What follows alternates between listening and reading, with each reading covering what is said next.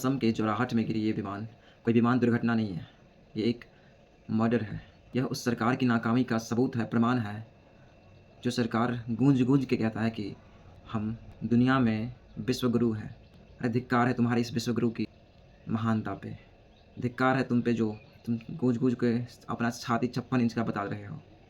क्या हमारे देश के नौजवान जो बॉर्डर की रक्षा कर रहे हैं, जो एयर फ़ोर्स भारत की रक्षा एयर में हवा में करती है, वह सिर्फ़ अपनी जान देने के लिए ही रक्षा करते हैं? क्या उसके लिए कोई सुरक्षा, कोई सिक्योरिटी नहीं है? आज मैं आपको सिर्फ़ एक दुर्घटना के बारे में नहीं बताने आया हूँ।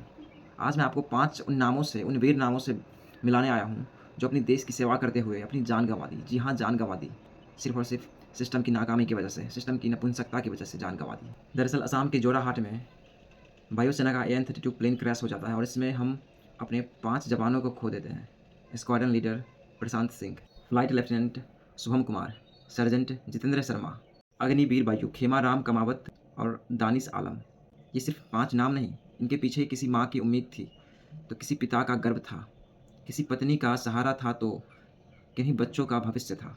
उन्होंने उड़ानें भरी थी देश की सुरक्षा के लिए, लेकिन जब लौटी तो तिरंगा में लिपट कर। और अब एक सवाल पूरे देशवासियों को परेशान कर रहा है। क्या हम अपने जवानों को वो सुरक्षा भी नहीं दे पा रहे हैं जिसके वे हकदार हैं? अगर तकनीकी खराबी थी, तो उसका पता पहले क्यों नहीं चला? अगर विमान पुरान हो चुका था, तो उसे बदलने के लिए क्या प्रोसेस अपनाई गई?